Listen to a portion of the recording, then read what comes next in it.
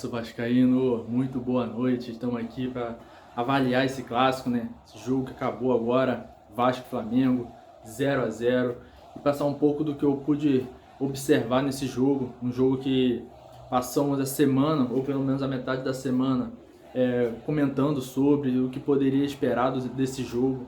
Na live foi muito comentado o que poderia esperar desse jogo. E cara, eu divido esse clássico em duas partes. Primeiro tempo e segundo tempo.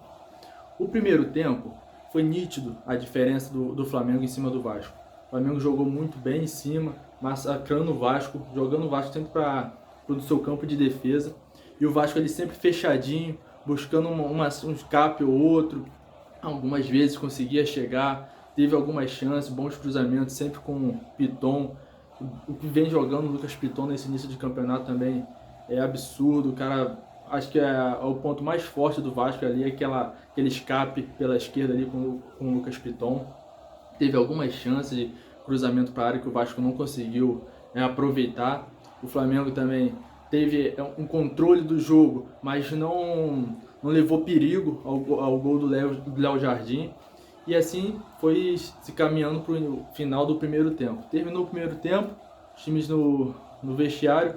Acredito que o nosso treinador deu um choque de realidade no nosso elenco, que não vinha fazendo um jogo tão ruim no setor defensivo. Vinha segurando bem o ataque do Flamengo, mas não estava demonstrando aquela garra, não estava demonstrando aquela pegada que a gente espera em um clássico.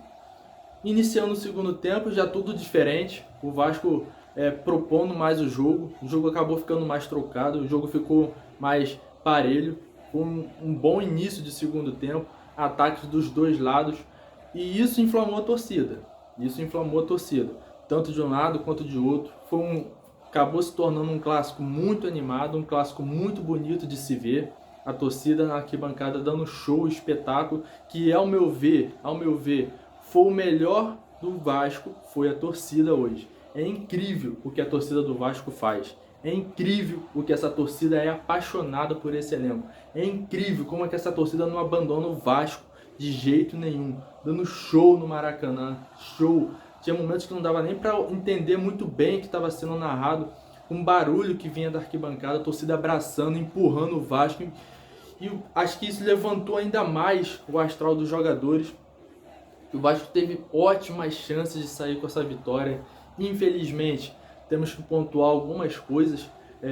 Nosso querido Verratti, que acho que definitivamente não está assim, conseguindo nem ser a sombra do que foi no ano passado para o Vasco, perdendo uns lances bobos que ele costumava guardar brincando, e hoje, não só hoje, como pela temporada inteira, não vem tendo o mesmo aproveitamento. Muito também em conta do Léo Pereira, zagueiro do Flamengo, que fez uma partida incrível. Não tem como não falar do Léo Pereira nesse jogo. Se esse jogo acabou zerado o placar do Vasco, muito por conta do Léo Pereira. Léo Pereira tirou duas bolas do Verratti, que foi inacreditável que esse cara fez, para não dizer outra coisa. E por outro lado, nosso centroavante não teve a mesma capacidade do Léo Pereira, que seria de converter os gols, que consequentemente daria vitória para o nosso Vasco.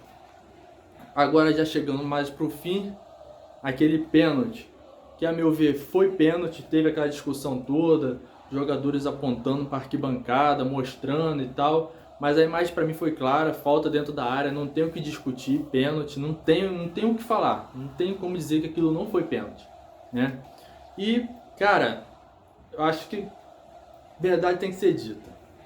O Léo Jardim, o que vem fazendo desde que chegou no Vasco, o Léo Jardim que chegou com tanta desconfiança da torcida, a torcida em cima, por conta do Ivan, queria o Ivan, mas acho que não resta, assim, não tem mais do que falar do Léo Jardim. Que defesa do Léo Jardim, cara. Que defesa. Ele não simplesmente evitou o gol, ele agarrou a bola, não dando rebote, não cedendo escanteio. Cara, foi uma das defesas de pênalti mais incríveis que eu já vi, pelo menos esse ano, incomparável o que o Léo Jardim fez nesse lance. E Com isso, acabou o jogo, 0 a 0, né? Aí fica a questão, empate com gosto de vitória ou empate com gosto de derrota? Porque tivemos chance sim de sair com a vitória desse jogo, um Verratti, pelo menos no mínimo uns 2 lances que era para ter guardado, não tem como discutir, não tem como dizer que não, no mínimo uns 2 lances que ali daria a vitória ao Vasco. E teve o lance do pênalti que o Gabriel Barbosa cobra, não vou dizer nem que foi tão mal cobrado, acho que foi muito mais mérito do Léo Jardim, que acertou o canto e foi perfeito no lance, impedindo o gol do Flamengo.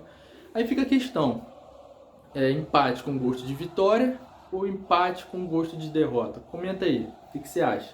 Mas uma coisa tem que ser pontuada, né, galera? Cara, por mais que o Vasco jogou o segundo tempo com vontade, com garra, disposição, realmente honrando a camisa, honrando isso aqui, ó, Cruz de Malta, honrando isso aqui, não tem como negar que eles deram o sangue dentro de campo. Dava para ver a disposição, chegando junto nos lances, inclusive vários jogadores chegando até tomando cartão por excesso de vontade. Isso é muito bom para mostrar a entrega dos jogadores. Infelizmente, tivemos outra baixa importante no próximo jogo, o Payet suspenso para o jogo contra o Audax. Aí entra num ponto que eu quero comentar agora, que é o nosso elenco. É inacreditável como o Vasco está sendo gerido de uma forma tão largada, tão assim, não dá para acreditar no que estão fazendo com o Vasco. Não dá para acreditar. Porque saiu agora o Payet e eu pergunto, quem vai ser nosso armador contra o Audax? Saímos com um empate hoje. Eu acredito que com esse empate vai dificultar demais o Vasco se classificar para a semifinal do Carioca. Olhando a tabela, temos o Nova Iguaçu e o Boa Vista que está na frente. E o Nova Iguaçu já disputou jogos com todos os grandes, vai pegar agora só time pequeno, e o Boa Vista só vai jogar contra o Flamengo. Se o Vasco não conseguir vitória em todos os jogos aqui, até o final do campeonato, e mesmo assim torcer por tropeço de time pequeno, o Vasco não vai se classificar. E isso se dá muito do trabalho péssimo que vem sendo feito por essa empresa gerindo o Vasco. Eu deixo aqui o apelo ao nosso querido Pedrinho, que é ídolo dentro de campo, que honrou muito essa Cruz de Malta dentro de campo, que faça agora fora de campo e também se torne ídolo. E não dá para admitir o Vasco jogar contra o Flamengo uma diferença tão grande. É inacreditável. Enquanto o Flamengo tem um elenco com no mínimo 2 times completos de excelência, temos dificuldade de montar um time titular. Enquanto o Flamengo tem substitutos que entram e podem decidir um jogo, o Vasco tem um banco que é deprimente. Isso não podemos aceitar. Isso não podemos aceitar. Espero muito que o Pedrinho realmente vá para o embate com essa empresa e que se não mudar a postura dessa empresa perante o Vasco, que busque na justiça formas sim de recuperar o nosso clube. Porque não dá para aceitar mais ver o Vasco do jeito que está. Não dá para aceitar. Mas é isso, galera. Foi um empate, 0 a 0.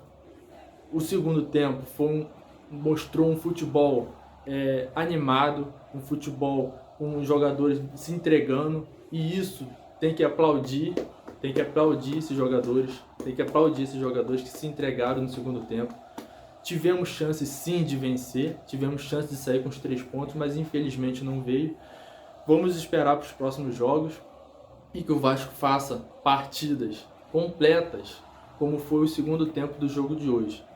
Que assim vamos ter pelo menos uma chance de se classificar para essa semifinal e garantir vaga na Copa do Brasil, que ao meu ver é o mais importante nesse momento. O mais importante para o Vasco é garantir vaga na Copa do Brasil do próximo ano. Beleza, galera?